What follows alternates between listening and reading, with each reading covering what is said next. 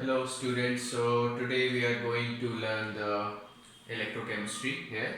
Okay, so first we will do some theory, then we'll move on to numericals. Okay, so in part 1 we will do theory only, in part 2 we will do the numericals there. Okay, so let's start it.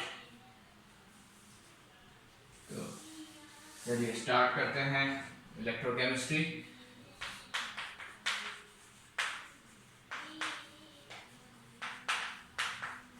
Okay, electrochemistry जो है JEE mains और advance में काफ़ी important topic है, medical में भी है. ठीक है, मेडिकल में भी कुछ थोड़ा सा इसका पार्ट कम है, तो हम देखेंगे उसको क्या कम है. तो लेकिन ऑल ओवर जो है जो सिमिलर है वो पहले लेते हैं. इलेक्ट्रोकेमिस्ट्री में क्या क्या है, तो इलेक्ट्रोकेमिस्ट्री में मेनली दो पार्ट हैं. एक तो है हमारा जो है हम जब सेल को स्टडी करते हैं वो वाला है, और एक जो है हम स्टडी करते हैं कंडक्टेंस को. ठीक है, तो पहले हम कंडक्टेंस वाला पार्ट लेते हैं कि आयन या इलेक्ट्रॉन कैसे जो है वहाँ कंडक्शन इनका होता है. ठीक है, तो यहाँ पे हम कैसे मेजर करते हैं कंडक्टेंस को, तो वो आपको देखते हैं. तो सबसे पहले हम बात करते हैं कि कंडक्टेंस क्या है.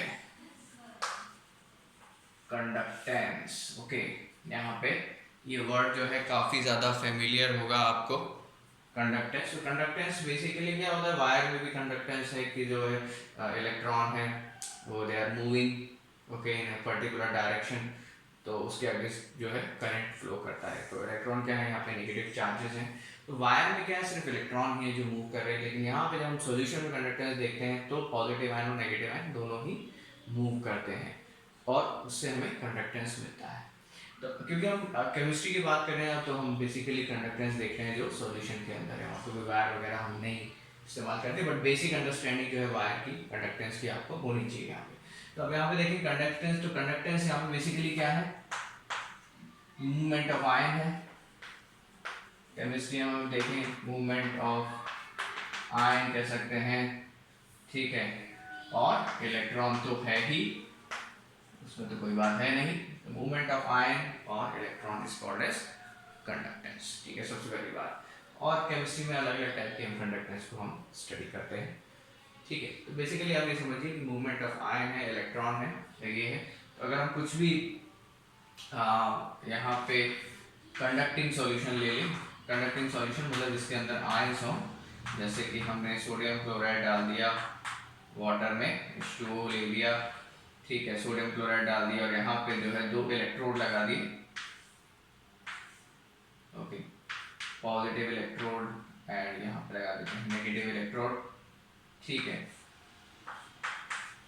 ठीक है, पॉजिटिव नेगेटिव इलेक्ट्रोड लगा दिए. तो क्या होगा, पॉजिटिव आयन जो है नेगेटिव इलेक्ट्रोड की तरफ अट्रैक्ट होगा, और जो ये क्लोराइड आयन है ये पॉजिटिव इलेक्ट्रोड की तरफ अट्रैक्ट होने लगेगा. ठीक है, समझ में आ रहा है. तो ये इधर से उधर जाएंगे, आयंस का जो मूवमेंट होगा उसकी वजह से कंडक्शन होगा, जो करंट का फ्लो होगा, सर्किट कंप्लीट हो जाएगा. ठीक है, इतना तो आपने फिजिक्स में जो है पता होगा आपको. तो ये जो है बेसिक जो है कंडक्शन होता है, दैट इज बेसिक कंडक्शन.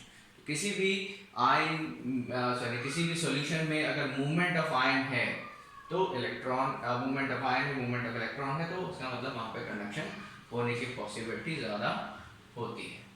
ठीक है, तो कंडक्टेंस यहाँ पे देखते हैं. सोडियम क्लोराइड स्ट्रॉन्ग इलेक्ट्रोलाइट है, जल्दी से आयनाइज हो जाता है, ज़्यादा कंडक्टेंस देगा. अगर सोडियम क्लोराइड की जगह हम इसमें AgCl डाल देते तो AgCl तो प्रेसिपिटेट हो जाता है, तो वो कंडक्टेंस उतनी नहीं दिखाएगा. तो जो ज़्यादा स्ट्रॉन्ग इलेक्ट्रोलाइट है उसकी कंडक्टेंस भी ज़्यादा होती है. वीक इलेक्ट्रोलाइट की कंडक्टेंस भी, और सॉरी वीक इलेक्ट्रोलाइट जो है उसकी कंडक्टेंस जो है कम होती है. तो सबसे पहली बात है, तो ये होगी कंडक्टेंस की बात. ठीक है, तो अब देखते हैं हम कि डिफरेंट टाइप ऑफ कंडक्टेंस क्या है, डिफरेंट टाइप ऑफ कंडक्टेंस. ठीक है, तो सबसे पहले थोड़ा सा हम बेसिक देख लेते हैं फिजिक्स का, जो कि आपने पढ़ा होगा Ohm's law. Okay, Ohm's law भी हैगा. और यहाँ पे जो रेजिस्टेंस को हम लेते हैं, resistance is equal to rho L upon A. ये वाला इक्वेशन काफ़ी फेमिलियर इक्वेशन है. ओके, करंट इलेक्ट्रिसिटी में आर क्या है यहाँ पे, ये वायर के लिए है, दैट इज फॉर वायर. और इसी को हम जो है सॉल्यूशन में इस्तेमाल कर लेंगे. ठीक है, तो इसी को हम जो है सॉल्यूशन में इस्तेमाल कर लेंगे. ठीक है, तो यहाँ पे आर क्या है, रेसिस्टेंस है, resistance of the wire. Okay, अगर हम वायर की बात करें, रो क्या है, it is a constant, constant को कहते हैं स्पेसिफिक रेसिस्टेंस और रेसिस्टिविटी, स्पेसिफिक रेसिस्टेंस और रेसिस्टिविटी। ओके, एल क्या है, ये एल ये है, जो लेंथ ऑफ द वायर है वो एल है, और ये क्या है, ये एरिया ए है यहाँ पे। ठीक है दोस्तों, तो यहाँ पे हम ये समझ रहे हैं कि यहाँ पे आर देखिए रेसिस्टेंस है, रो कांस्टेंट है, ये वायर टू वायर वहाँ पे वेरी करेगा, L length of the wire है, और यहाँ पे हमारा रो जो है कांस्टेंट है रेसिस्टिविटी, ये वायर के लिए है। अब इसी को हम जब हम सॉल्यूशन में लेते हैं तो थोड़ी सी चीज़ें लगती है, बट ये इतना थोड़ा सा याद रखिएगा जब हम उसको लेते हैं। ठीक है, यहाँ पे तो अब इसको जब हम सॉल्यूशन में लेते हैं, फॉर सॉल्यूशन, क्योंकि केमिस्ट्री में तो हम सॉल्यूशन ही पढ़ेंगे, तो सॉल्यूशन के लिए ये क्या होता है, सॉल्यूशन के लिए होता है 1/r, जो होता है उसको हम कहते हैं 1/r क्या है, 1 रेसिस्टेंस, तो क्या कहेंगे इसको, कंडक्टेंस। Okay, 1 conductance. ओके, फिर जो रो है, इनवर्स ऑफ रो, दिस रो, इसको हम क्या कहते हैं, इसको कहते हैं रेसिस्टिविटी, लेकिन इसका जो इनवर्स होता है उसको हम कहते हैं कंडक्टिविटी, कंडक्टिविटी। ओके, एल और ए जो है वो सेम ही है, उसको हम देखते हैं, तो सबसे पहले ये देखिए 1/r एंड 1/ρ।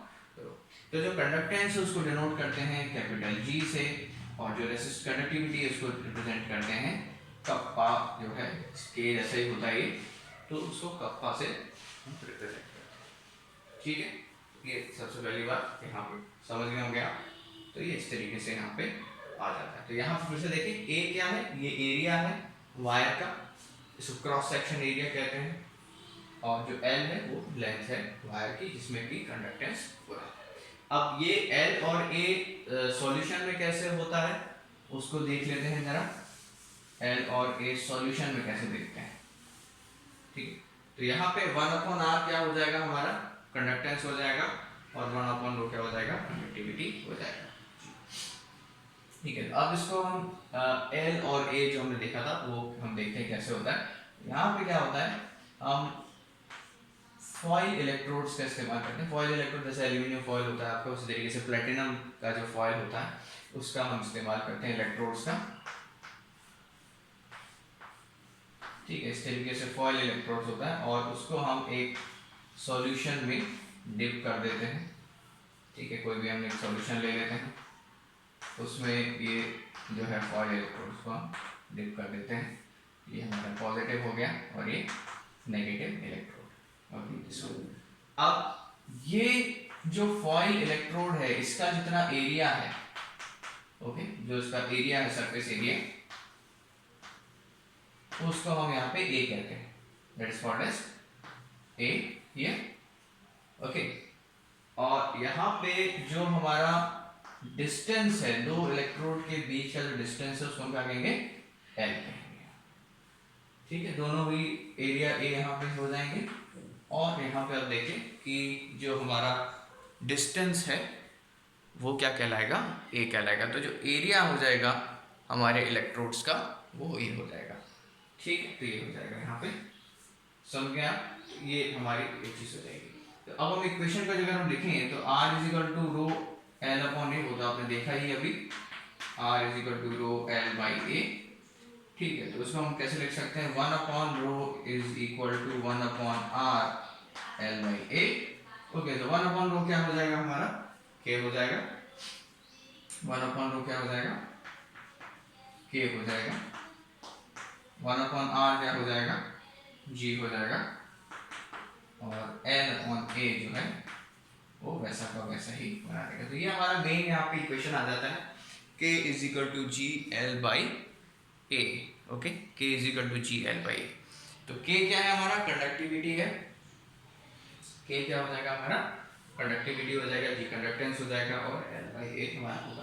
कई तरीके होते हैं इसको मेजर करने के लिए, ठीक है, बहुत सारे तरीके हैं मेजर करने के लिए यहाँ पे, तो उससे हम उसको मेजर करते हैं। बेसिकली अब तो इक्विपमेंट्स काफ़ी ज़्यादा सोफिस्टिकेटेड हो गए हैं, वोल्टामीटर है और जो एमीटर है वो सब मेजर करते हैं, उससे कंडक्टिविटी वगैरह, वो सब फिजिक्स में करेंगे तो उसकी हमें यहाँ पे ज़रूरत नहीं है। अब चलो यहाँ पे बेसिक चीज़ को समझते हैं कि क्या होता है। तो ये आपको याद रखना है कि K=G/L/A, ये आपको याद रखना है, ठीक है। तो ये हो गया। अब यहाँ पे जो हमारा कंडक्टिविटी है K, that is equal to conductance L/A, got it. तो ये थोड़ा सा उसको ध्यान रखें, ठीक है। तो इसको हम अभी रब कर देते हैं, तो उसके बाद फिर हम इसमें आगे बढ़ते हैं।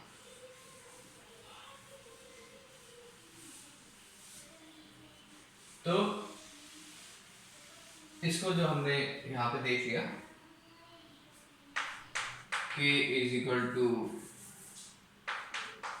G/L/A, ये हो गया। अब इसके बाद हम देखें यहाँ पे कि when K is equal to G, L is equal to A, okay. अगर K G के बराबर तो L A के बराबर L/A हो जाएगा, तो L/A बराबर हो जाएंगे 1 हो जाएगा डिवीजन में, ठीक है। ये कब होता है, तो इसको हम लेते हैं when, अगेन इसके बाद L is equal to 1 centimetre, okay. याद रखिए 1 सेंटीमीटर, मीटर मीटर नहीं है, ठीक है, ऐसा यूनिट मत लगा दीजिएगा यहाँ पे। एंड एरिया क्या हो जाएगा 1 सेंटीमीटर स्क्वायर। तो ये जो एरिया है, ठीक है, 1 सेंटीमीटर स्क्वायर मतलब बहुत ही जो है, ये जो चौक का जो क्रॉस सेक्शन एरिया है उतना ही होगा 1 सेंटीमीटर स्क्वायर, चौक का जो क्रॉस सेक्शन एरिया है ये। तो बहुत ही छोटा सा होता है इलेक्ट्रोड, जब हम देखेंगे आपको मैं इमेज भी दिखा दूंगा अगर मिल जाएगी। और ये 1 सेंटीमीटर डिस्टेंस बहुत ही पतला होता है। तो ये जो हम बोर्ड पे बना रहे हैं इतना बड़ा होता नहीं हो, बहुत ही छोटा सा एक जो है ये मेजर करने के लिए हमारा असेंबली होता है, ठीक है। यहाँ पे हम जो है इसको देख रहे हैं अभी, क्योंकि L is equal to 1 centimetre, A is equal to 1 centimetre square, तो ये 1 आ जाएगा, तो यहाँ पे 1 और 1 डिवाइड हो जाएगा, तो ये ठीक है। तो ये दो कंडीशन हो जाएगा, L is equal to A, और L is equal to A कब होगा, जब L is equal to 1 centimetre होगा और A is equal to 1 centimetre square होगा, गॉट इट। अब यहाँ पे इसके बाद क्या होता है, अगर ये कंडीशन फॉलो होती है, ओके, अगर ये कंडीशन फॉलो होती है, if this okay condition is followed, if this condition is followed, अगर ये कंडीशन फॉलो हो जाती है तो K जो है उसको हम कहते हैं स्पेसिफिक कंडक्टिविटी। क्या कहते हैं, स्पेसिफिक कंडक्टिविटी, क्या कहते हैं, स्पेसिफिक कंडक्टिविटी कहते हैं, ठीक है। तो यहाँ पे अगर लेंथ 1 सेंटीमीटर है, ठीक है, लेंथ 1 सेंटीमीटर हो जाएगी आपकी, और यहाँ पे एरिया 1 सेंटीमीटर स्क्वायर हो जाएगा, और ये दोनों कंडीशन अगर फॉलो होती हैं तो K क्या है, K को फिर हम कंडक्टिविटी नहीं कहेंगे, फिर हम उसको स्पेसिफिक कंडक्टिविटी कहेंगे। स्पेसिफिक का मतलब लेंथ और एरिया हमने स्पेसिफाई कर दिया है कि भाई इतना ही होना चाहिए, ठीक है। तो सबसे बड़ी बात ये आपको याद रखना है। तो कब इसको स्पेसिफिक कंडक्टिविटी कहेंगे, कब सिर्फ कंडक्टिविटी कहेंगे, वो थोड़ा सा याद रखेंगे, ठीक है दोस्तों। चलिए अब हम आगे इसमें बढ़ते हैं, ठीक है, आगे बढ़ते हैं इसके अंदर, तो और आगे चीजें देखते हैं कि क्या होगा ये स्पेसिफिक कंडक्टिविटी का क्या काम, ओके।